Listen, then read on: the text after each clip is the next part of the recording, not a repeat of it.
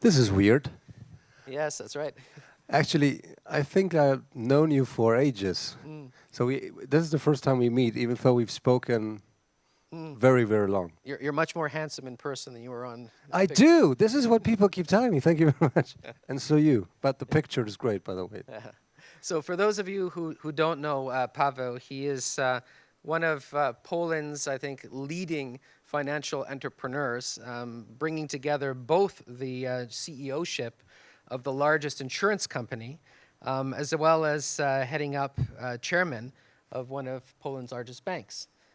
Interestingly enough, these are both we might call old economy institutions, one which gave trust in financial transactions, the other which provided third-party risk mitigation for corporations seeking to have it. So in many ways, yours are both the industries that may be most at risk by digital transformation, but also industries that have the most to gain from digital transformation. So I'm wondering if maybe we can start our conversation in reflecting a little bit of, how have you seen digital transformation impacting on these two old school institutions that are so core to our economies?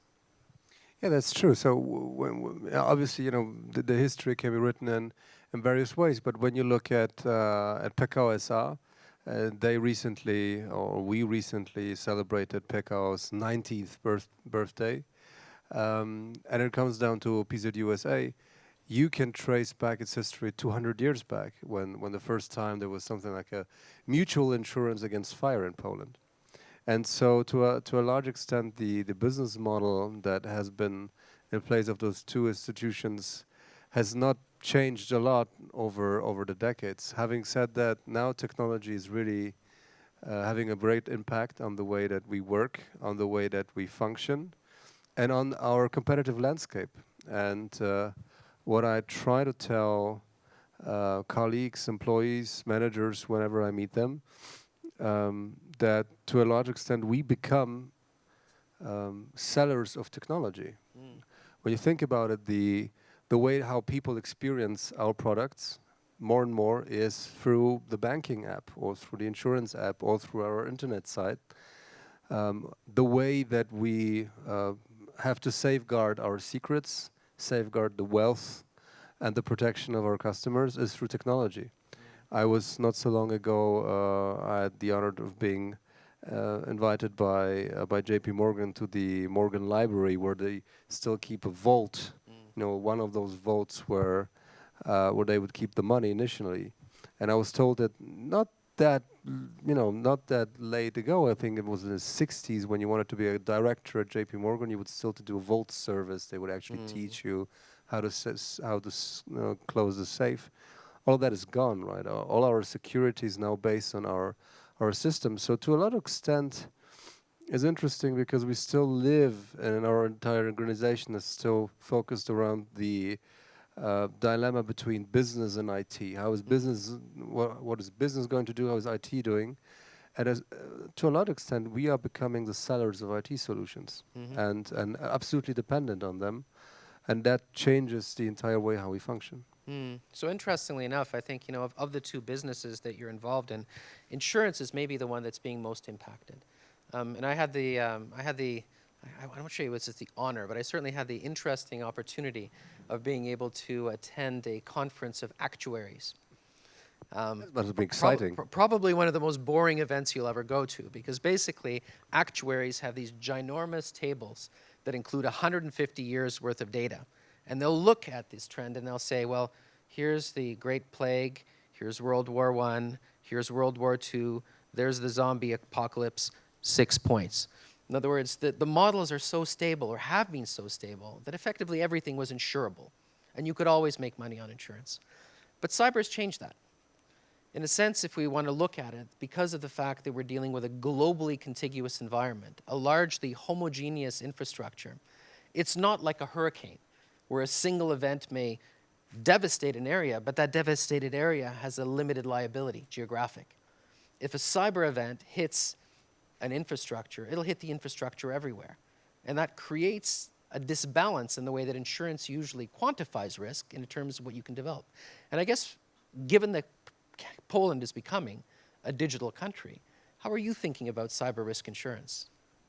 So that is an interesting one. I mean, as you said, insurance companies have been maybe the first big data companies in their time. I mean, it was all about getting as much data as possible, analyzing it, finding patterns, trying to do forecasts. However, obviously, the actual big data, the digital revolution has completely changed the game, and it has changed it twofold. So on the one hand, you have the explosion of data, which probably changes our business because we can be much more accurate about the small things, whereas in the past it was all about the theory of big numbers. You could, as long as the cohort was big enough, you could probably make a good forecast about how big is the claims level of that cohort going to be. Now, so if you were part of a group of 10,000, I could probably predict quite well with my tables, etc., how long you are going to live. But I would never be in the position to know how long you are going to live. Having said that, we are getting closer and closer to being able, through your lifestyle, through the daily decisions that you've taken, maybe information about your family, maybe even genetic information that you might have been able to actually quantify how long you are going to live, and that is going to impact the insurance business. But obviously, the other element, how data is impacting the insurance business, is cyber, and the entire question about whether cyber attacks are insurable or not. Interesting enough, I was in a meeting of the CEOs of the biggest insurance companies worldwide. We were meeting on a annual event, and I had a panel like this, and I asked a very, very easy question to the room: do you think that cyber is insurable? And the answer was extremely controversial. It is not a foregone conclusion, and I think that the jury is still out in terms of how insurable cyber is, because the aggregation risk that you have is enormous. I mean, when you look at Petya and WannaCry, that in a certain way started in Ukraine, and I think it was an accounting firm in Ukraine. That's right, yeah. And ended up blocking Merck containers somewhere in the United States. I mean, how on earth do you quantify that? How do you ensure that? And it's actually one of the CEOs of a big insurance company, the way he put it is that probably together with nuclear risk, the risk of a nuclear attack, this is one of the few insurance policies where you have the actual risk of all your insurance sums becoming due at once. That's right. And that probability is not zero.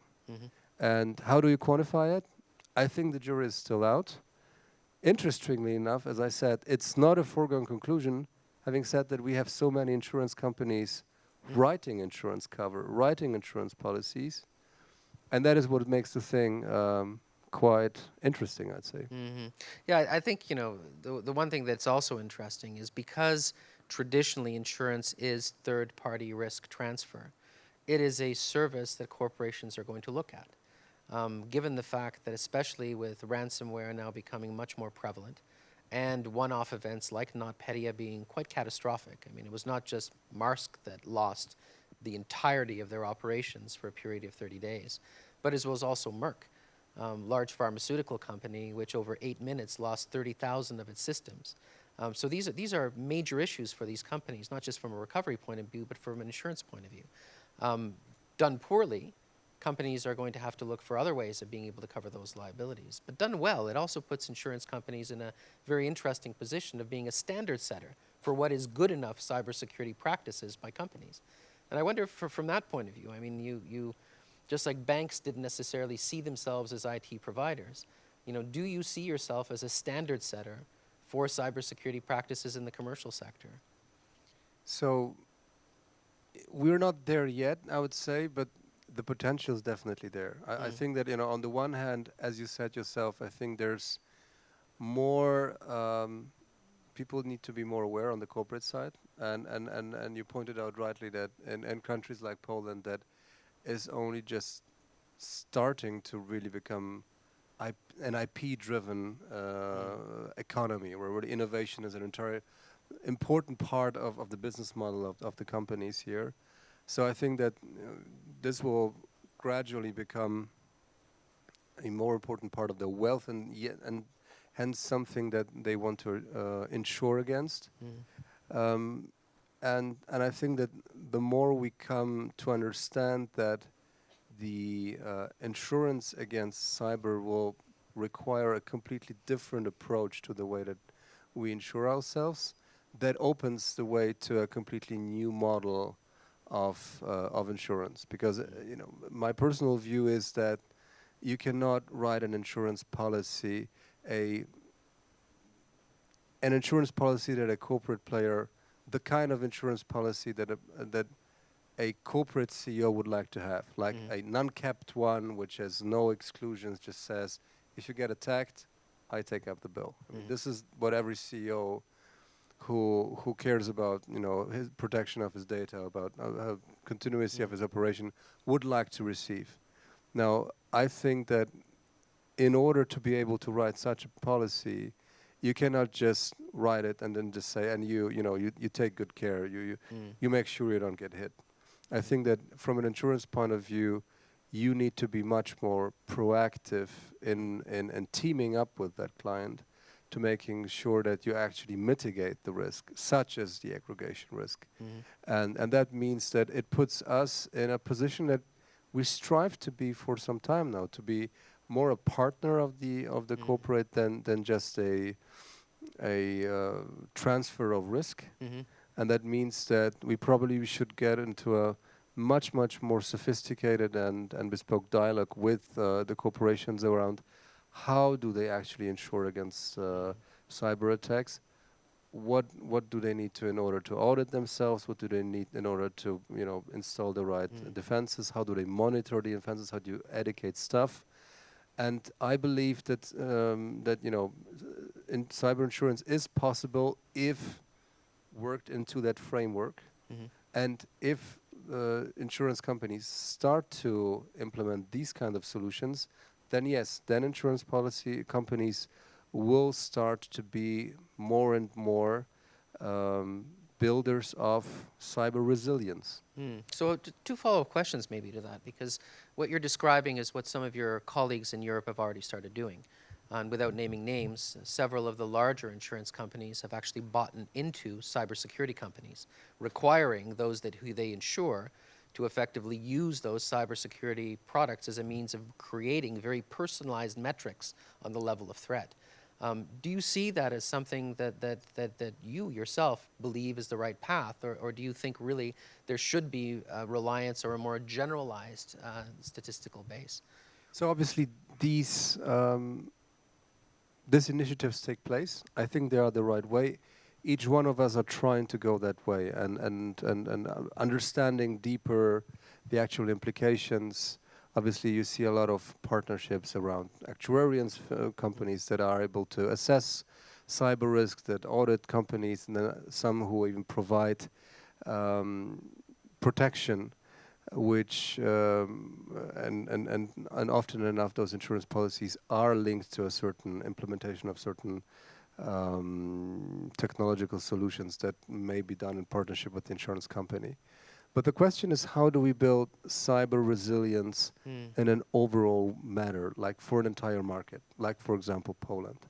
And I think that here a much more comprehensive approach is needed. And I believe the way forward, the way I envisaged it would be more that you would need to take approaches entire sectors, say the entire banking system or the entire industry sector, where you would actually pull together the biggest players,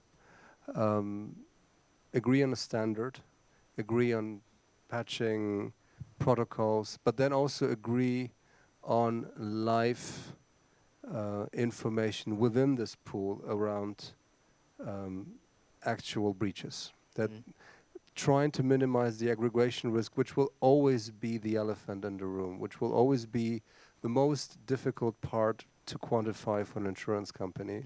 I believe you can work it around by actually going back to the insurance Mhm. principle of large numbers, try to pool as many companies as possible, work out a legal and technological framework, whereas any first attacked has the obligation to online and in live mode inform everybody else to make sure that there's no spillover, that people can actually turn off their systems.